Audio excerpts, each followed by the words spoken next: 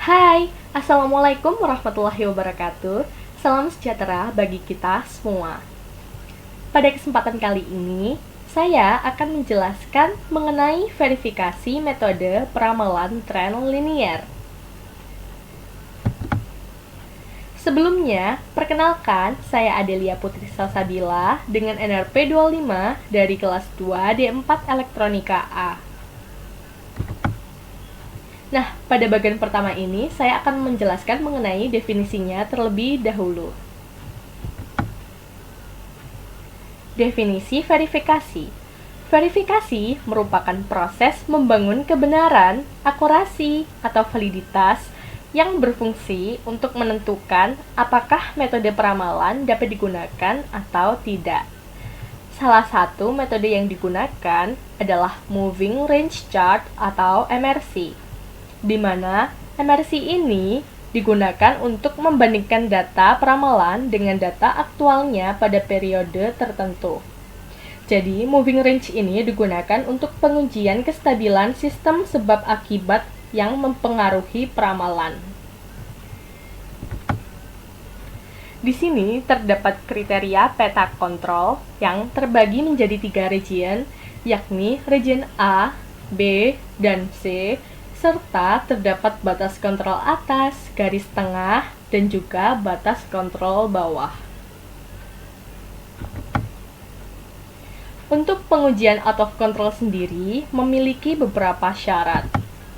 Di antaranya, yang pertama, dari 3 titik yang berurutan, 2 titik atau lebih berada di daerah A. Yang kedua, dari 5 titik yang berurutan, 2 titik atau lebih berada di daerah B.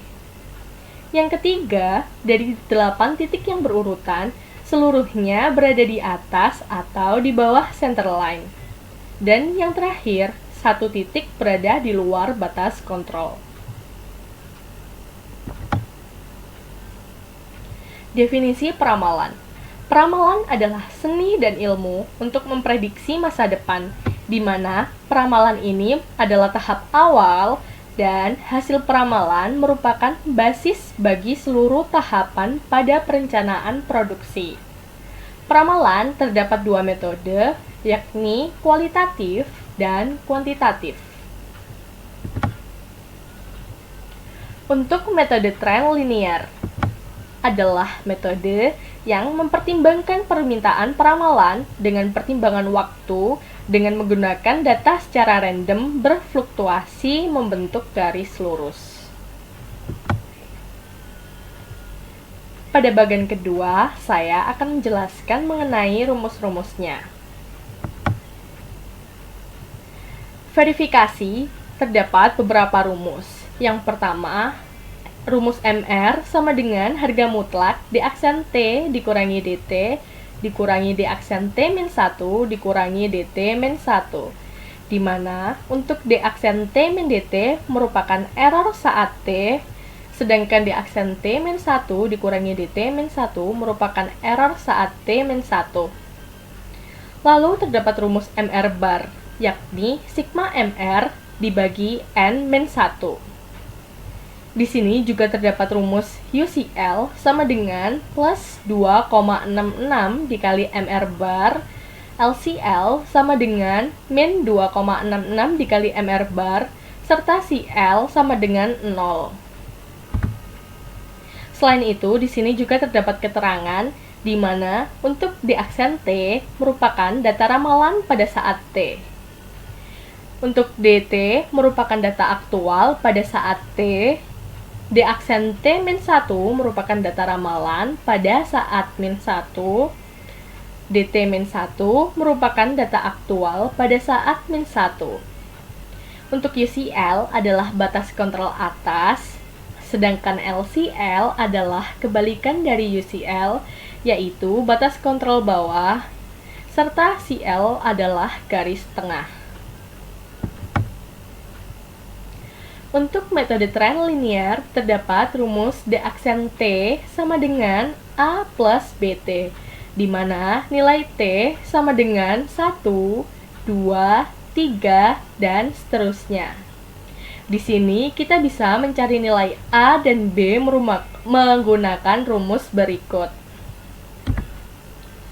Selain itu, di sini juga terdapat keterangan di mana untuk D aksen T merupakan data ramalan pada saat T.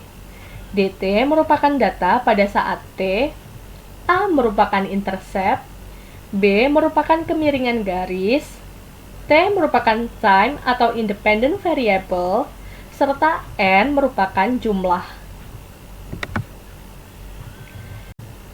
Pada bagian ketiga, terdapat contoh dari metode trend linear.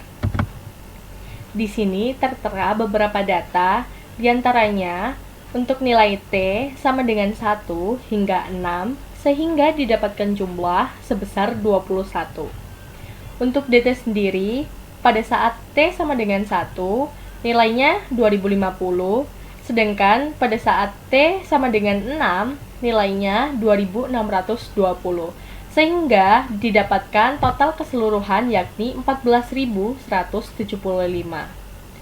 Lalu, untuk T dikali DT, pada saat T sama dengan 1, nilainya sebesar 2050, dan pada saat T sama dengan 6, nilainya 15.720, sehingga total keseluruhannya adalah 51.390. Serta untuk T kuadrat, nilainya mulai dari 1 hingga 36, sehingga jumlahnya yaitu 91. Lalu, di sini kita bisa mencari nilai D aksen T, di mana kita harus menentukan nilai dari A dan B-nya terlebih dahulu.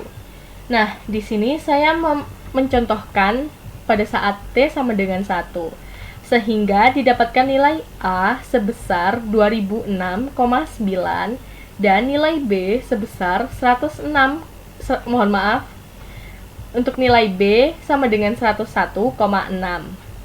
Lalu kita bisa memasukkannya ke dalam rumus D aksen T sama dengan A plus B dikali T, di mana nilai A sama dengan 2006,9 ditambah nilai B sama dengan 101,6 dikali dengan T yakni 1, sehingga didapatkan nilai D aksen T pada saat T sama dengan 1 adalah 2108,5. Begitupun seterusnya.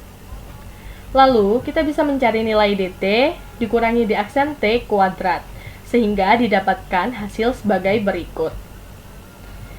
Nah, setelah ini saya akan memberikan contoh mengenai perhitungan verifikasi peramalan dengan menggunakan metode trend linear. Nah, di sini saya menggunakan Microsoft Excel agar mempermudah dalam melakukan perhitungan, serta terdapat contoh dari metode trend linear tadi. Selanjutnya, kita bisa menghitung rumus D aksen T dikurangi DT, di mana pada saat T sama dengan 1, nilainya sebesar 58,5, hingga pada saat T sama dengan 6, nilainya sebesar min 3,5. Lalu, untuk rumus D aksen T min 1 dikurangi DT min 1, bisa dilakukan ketika T sama dengan 2. Kenapa? Karena pada saat T sama dengan 1 tidak memiliki nilai sebelumnya. Jadi, kita bisa melakukan perhitungan ini pada saat T sama dengan 2 hingga seterusnya. Begitupun pada rumus MR, kita bisa melakukan perhitungan pada saat T sama dengan 2, dikarenakan pada saat T sama dengan 1 tidak memiliki nilai sebelumnya. Setelah itu, kita bisa mendapatkan nilai MR bar, di mana MR bar ini merupakan jumlah keseluruhan dari MR. Setelah itu, kita bisa mencari rumus UCL, LCL, serta LCL, sehingga kita bisa mendapatkan grafik sebagai berikut, di mana grafik ini merupakan data dari peramalan tadi, yakni D aksen T dan T, di mana T ini merupakan garis koordinat X, sedangkan D aksen T merupakan garis koordinat Y. Nah, dapat dilihat pada grafik ini, ternyata verifikasi peramalan menggunakan metode linear yang telah saya lakukan tadi belum valid, karena belum memenuhi syarat-syarat yang tertera Nah, demikian yang dapat saya sampaikan. Mohon maaf apabila ada yang kurang berkenan dan ada salah kata. Wassalamualaikum warahmatullahi wabarakatuh.